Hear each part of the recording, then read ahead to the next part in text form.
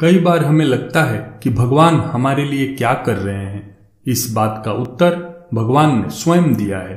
द्रौपदी के स्वयंवर में जाते वक्त श्री कृष्ण अर्जुन को समझाते हुए कहते हैं, हे पार्थ, अपना पैर संभाल कर रखना, संतुलन बराबर रखना, लक्ष्य मछली की आंख पर ही केंद्रित हो, उसका खास ख्याल रखना।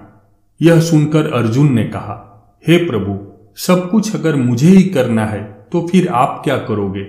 वासुदेव हंसते हुए बोले, हे पार्थ, जो आपसे नहीं होगा वह मैं करूंगा। पार्थ ने कहा, प्रभु ऐसा क्या है जो मैं नहीं कर सकता? श्री कृष्ण फिर हंसे और बोले, जिस अस्थिर, विचलित और हिलते हुए पानी में देखकर तुम मछली का निशाना साधोगे, उस विचलित पानी को स्थिर मैं ही रखूंगा। कहने का तात्पर्य यह है कि आप चाहे कितने ही निपुण क्यों न हो, कितने ही बुद्धिमान क्यों न हो, कितने ही महान एवं विवेकपूर्ण क्यों न हो, लेकिन आप स्वयं हर एक परिस्थिति पर पूर्ण नियंत्रण नहीं रख सकते।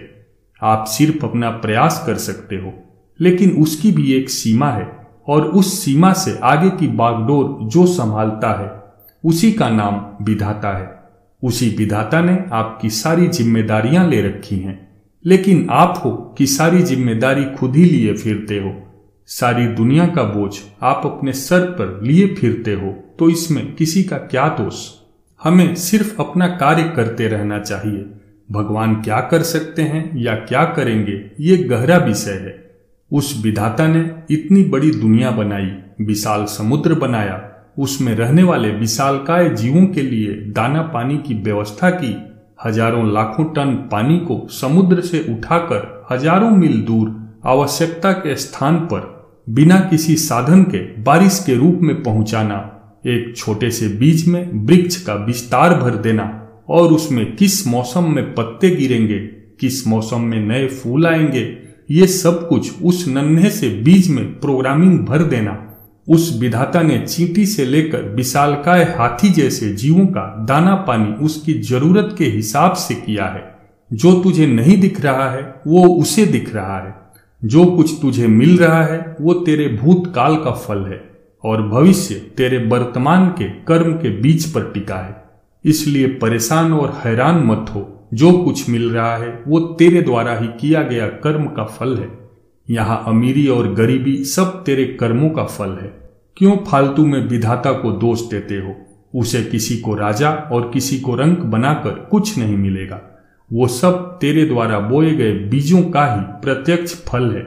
वो तेरे साथ अन्याय नहीं होने देगा, विश्वास रख। वो शुभ कर्मों में तेरे साथ है, बल्कि वो तो चाहता है कि तू शुभ कर्म कर तो मैं तेरी हर दुविधा हर लूं।